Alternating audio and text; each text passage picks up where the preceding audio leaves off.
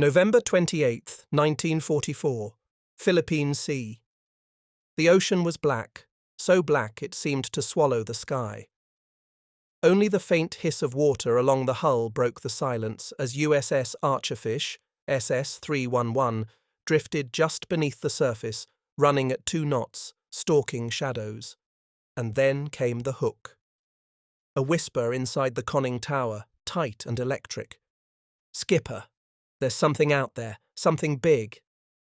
Commander Joe Enright stepped forward, boots scraping lightly on the metal deck.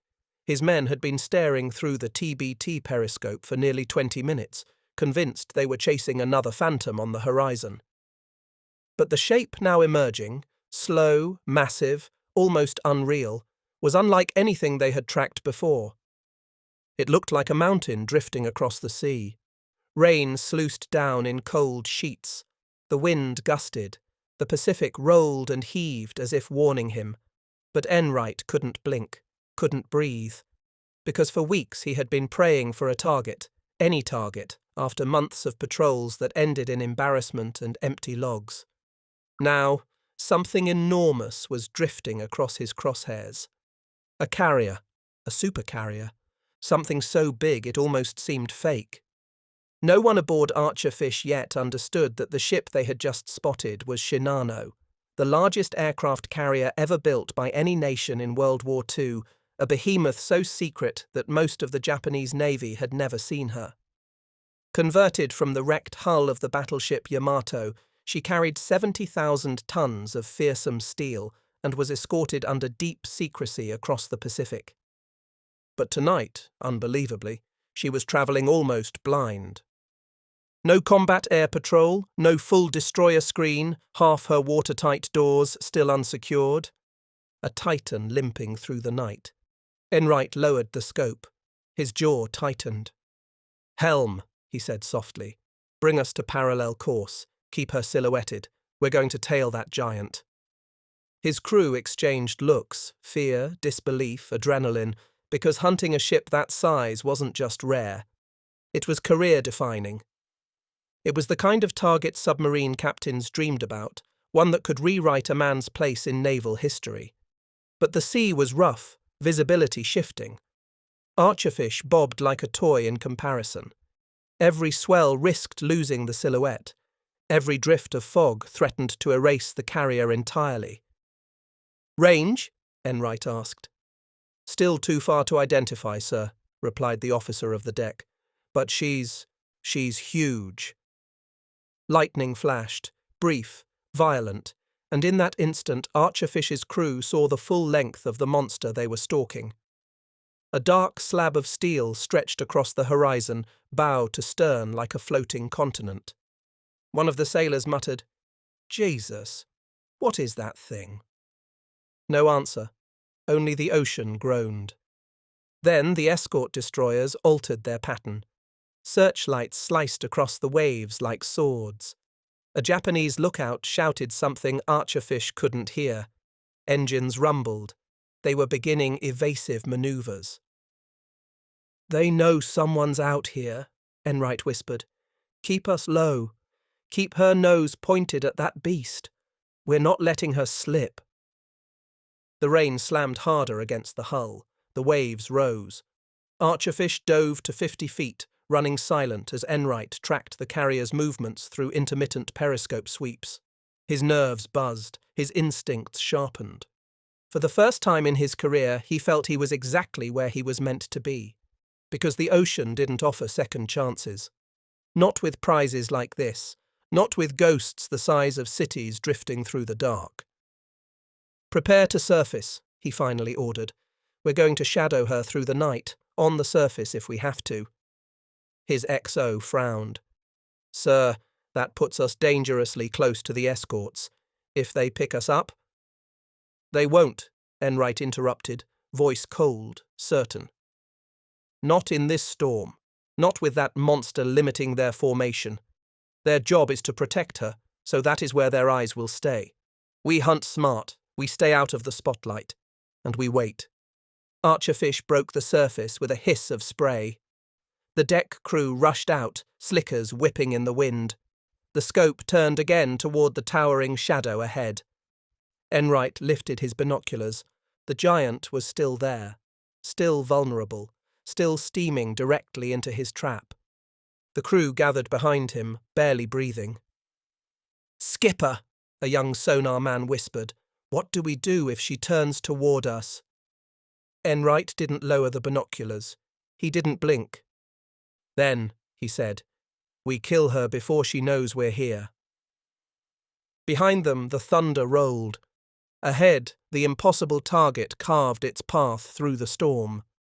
And beneath the waves, the ocean seemed to hold its breath. The storm thickened after midnight, turning the Pacific into a black wall of rain and rolling water. USS Archerfish rose and fell with each swell, her deck plates shuddering under the force. But Commander Joe Enright refused to let go of the silhouette sliding across his crosshairs. For 6 hours, the submarine stalked the massive carrier like a wolf tracking a wounded bull. Every time the rain eased, the shadow emerged, titanic, unmistakable, its sheer size dwarfing the escorting destroyers that flanked it. "Skipper, she's zigzagging again," the XO muttered, wiping rain from his eyes.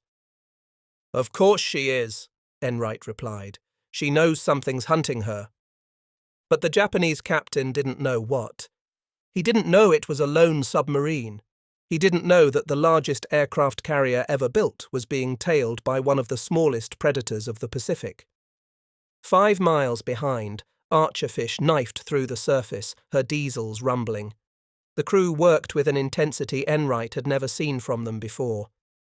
This wasn't a routine patrol anymore. It wasn't boredom or aimless wandering. This was a once-in-a-career moment. If they lost the target now, they might never get another chance.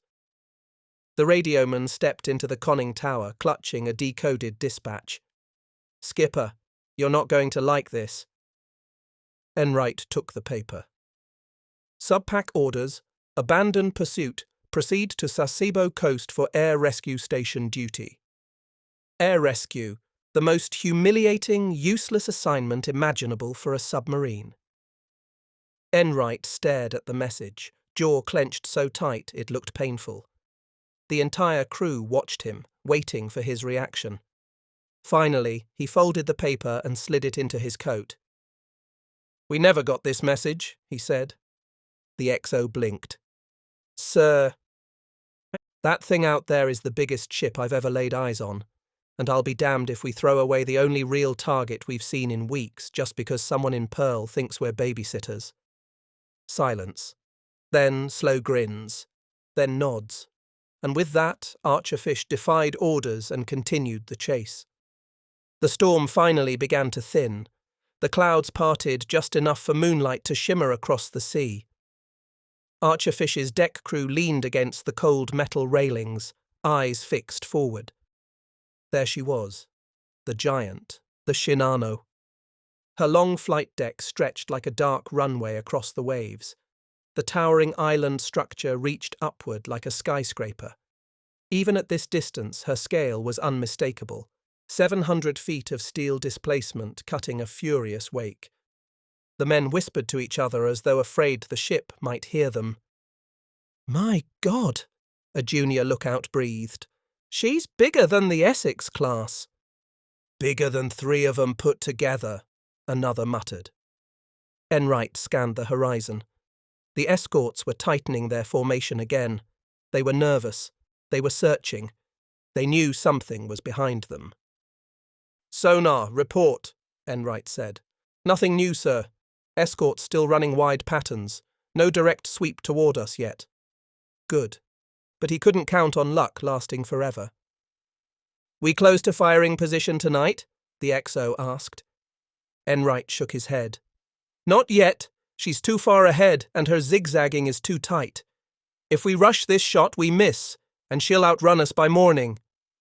He turned back to the sea. "But by dawn," he said, "she's ours." Archerfish cut across the dark like a dagger. Enright ordered flank speed, an insane choice for a submarine hunting destroyer escorts, but the storm worked in their favour. Roaring winds drowned out the engines. High seas masked their wake. They were closing in. The giant carrier's zigzags became more predictable as she attempted to conserve fuel. The Japanese believed the greatest danger came from American bombers, not submarines, and so she travelled fast, straight, and strong whenever possible. The perfect target. Enright checked the TDC, torpedo data computer, running quick mental geometry. "XO," he called. "If she maintains course, we'll intercept at dawn." "Assuming we don't get spotted," the XO replied. "We won't be," Enright said simply. He sounded more certain than he felt. But leadership wasn't about fear. It was about conviction. The horizon brightened to a dull silver. For the first time all night, the sea was visible in full. Archerfish rose over the crest of a wave, water exploding off her bow, and the entire crew gasped. Shinano glowed in the morning light, a floating fortress, a palace of steel, a mountain range on the water. "Holy Mother," the helmsman whispered. The carrier's armoured belt glistened with seawater. The island tower rose high, bristling with radar, rangefinders, and anti-aircraft guns. Cranes, lifeboats, ammunition carts, and fighter platforms lined the deck. Even half-finished, she was terrifying. But she was also vulnerable, criminally vulnerable. Enright could see open hatches, unsealed compartments, exposed ventilation shafts. Her crew was inexperienced, many barely trained. The conversion from Yamato hull to carrier had been rushed to desperation. Japan needed her, which made her worth killing. Enright felt his pulse hammer. "Battle stations," he ordered. "We're making our run." The men scrambled, boots clattering, steel hatches slamming shut, torpedoes sliding into firing position with metallic clicks that echoed through the hull. Every man aboard Archerfish understood what was about to happen. If they struck first, they might sink the greatest ship ever launched by the Imperial Japanese Navy. If they hesitated, they would lose her forever. "Angle 15 degrees starboard," Enright said. "Take us to periscope depth." Archerfish slid beneath the waves as the Pacific swallowed her whole. The hunt was ending. The kill was beginning. The periscope rose. Enright leaned in. Shinano filled the lens, impossibly large, beautifully broadside, steaming directly into the kill zone. "Range, 1,400 yards, the XO whispered. "She'll cross our bow in 2 minutes. "Good," Enright murmured. "Let her walk right into it." The carrier kept coming. The escorts stayed wide. No one saw Archerfish. No one knew what was about to happen. And then Enright exhaled, steady and cold. "Stand by torpedoes 1 through 6, he said. His voice didn't shake. Not even a little. Archerfish slid deeper into the Pacific darkness, her bow angling down as the ballast tanks groaned. Red lights bathed the control room, casting shadows across tense faces. Every man aboard knew that once the torpedoes were in the water, there was no turning back, only waiting, listening, and praying that 6 steel warheads would do what no American submarine had ever attempted: kill the largest aircraft carrier in history. Commander Joe Enright gripped the periscope handles one last time before retracting it, letting the vision of the towering carrier burn into his memory. The torpedoes were already moving through the Pacific like silent predators, each one leaving a faint, invisible trail behind it. "Take us to 200 feet, Enright ordered. The diving planes tilted. Archerfish sank, pressure building against the hull. The ocean pressed harder and harder as if trying to crush the submarine before the Japanese ever could. Inside, silence ruled, thick, suffocating, total. The crew barely breathed. Only the sonar man spoke, voice barely above a whisper. "Torpedoes running true, bearings steady." Enright nodded, his jaw clenched. This was the longest half-minute of his life. 20 seconds, 15, 10. The submarine drifted through the deep like a ghost. No engines, no movement, just inertia and fear. Then, a dull, heavy thud rolled through the water. Not an explosion, a hit. The men didn't cheer. They didn't even move. Everyone froze as if one sound could break the fragile moment. A second later, a deeper explosion thundered across the sea, shaking the submarine's hull like a distant earthquake. Then a third, then a fourth. By the fifth impact, the sonar headphones crackled from pressure overload. "Torpedo impacts! Multiple! Sir, they all hit her along the port side," the sonar man whispered, awestruck. Archerfish's crew exchanged looks, wide-eyed, disbelieving, hungry with sudden hope.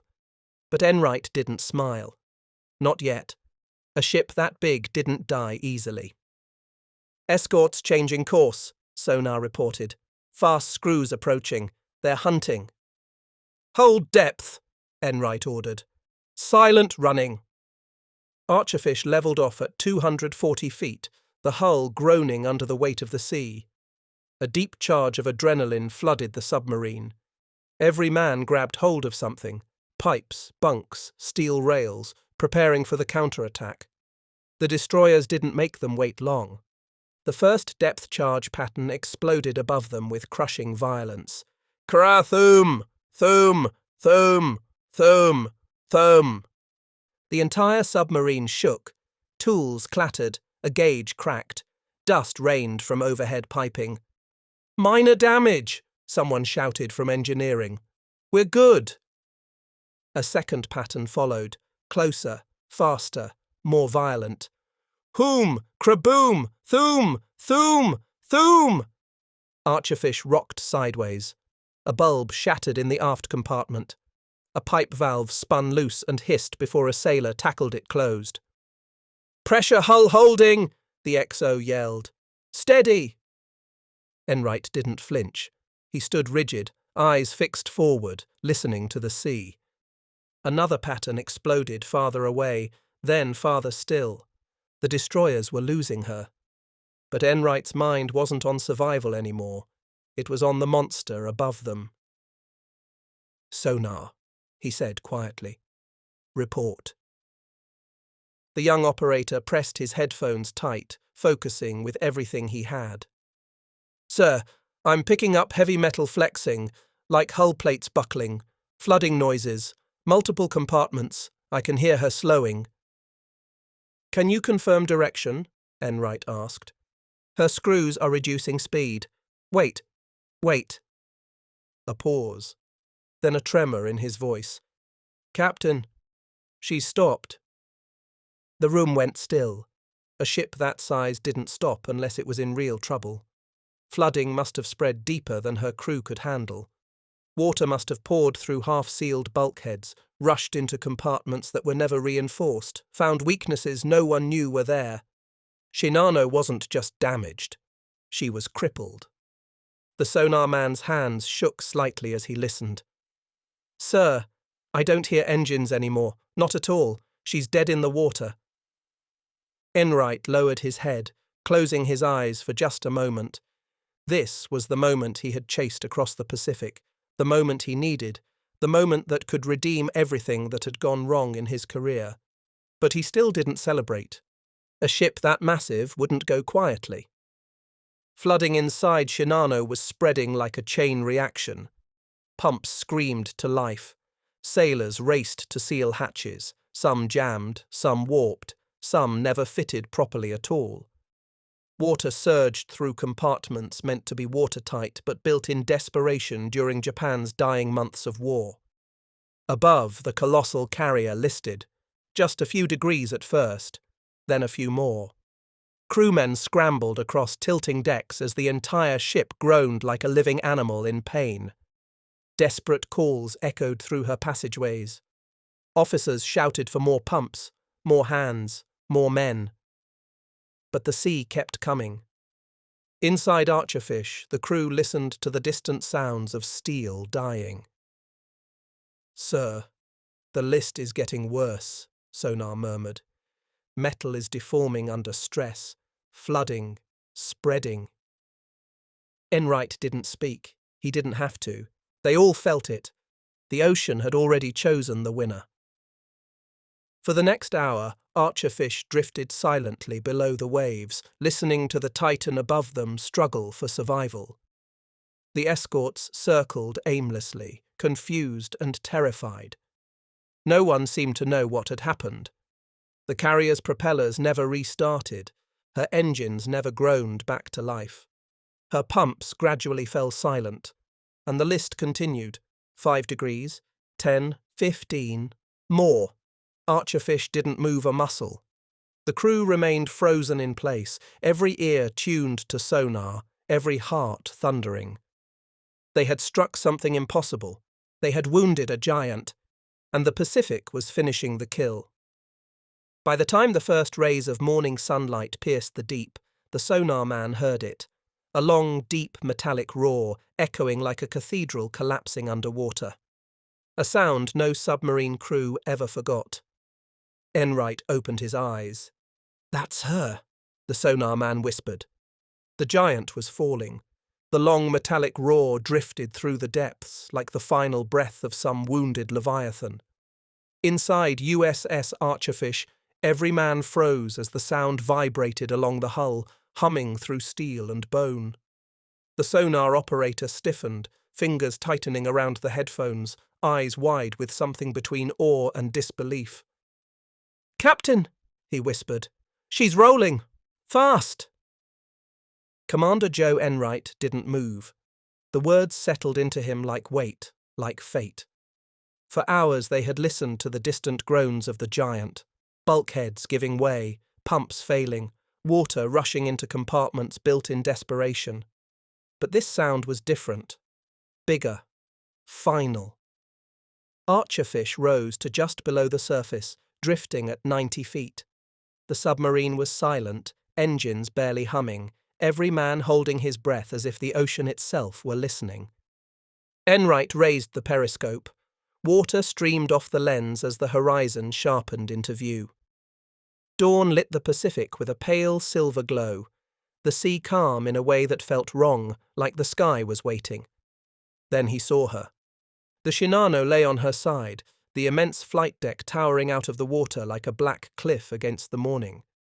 Her hull had rolled nearly 90 degrees, exposing the underside of the great carrier. Rudders, screws, armor belts, things no one should ever see above the waves. Men clung to the slanted surfaces, tiny figures crawling across a collapsing world of steel. Smoke drifted in long ribbons from open hangar vents. Oil painted the sea in shifting colours. The great ship shuddered. Another groan echoed across the water, so deep Enright felt it through the periscope handles. The carrier's bow dipped and a rush of white water surged over the exposed deck. Hangar openings gulped the sea like hungry mouths. The stern rose higher, propellers glinting in the sunlight before being swallowed by shadow. She was going. Slowly at first, as if trying to resist. Then faster, pulled by the weight of her own wounds. Then violently, as if the Pacific had grown impatient. The ocean roared as the giant's final breath escaped in a burst of foaming water and twisting metal. Her stern lifted one last time, high, proud, defiant despite everything, and then slid downward in a massive swirl of white fury. Shinano disappeared beneath the waves. A plume of spray erupted upward. The sea rushed in to fill the void she left, swallowing the last bubbles of air, the last fragments of steel, the last echo of the largest aircraft carrier ever built. And then, silence. Only debris remained, splintered rafts, drifting planks, oil-slick shapes of lifeboats pushed by the gentle morning tide. The escorts had slowed their circling patterns, gathering survivors who clung desperately to anything that floated. The distant cries of those men carried faintly across the water, but even they seemed swallowed by the enormity of what had just happened. Enright lowered the periscope. He didn't say a word. His crew didn't cheer, didn't shout, didn't even whisper. The moment was too big, too unreal, too heavy with the weight of history. Finally, the XO broke the silence. "Captain, we actually did it." Enright let out a slow breath, one he felt like he'd been holding for his entire career. "Helm," he said quietly. "Come to course 170. Ahead, 1/3. Let's ease out of here before they remember we're around." Archerfish turned south, disappearing beneath the waves with the same silence she had hunted with. Hours later, when the wreck had long vanished behind them and the sea looked calm and empty, Enright stepped onto the bridge. The sky was turning gold. The wind tugged at his jacket. The ocean stretched forever in every direction. No cheers, no applause. Just the quiet truth settling into his bones. A single submarine had killed a giant. He looked out across the water and whispered into the wind, barely loud enough for himself to hear. "Rest easy, old girl. The sea keeps all her secrets." And Archerfish cruised onward into the endless Pacific, leaving behind the grave of a legend.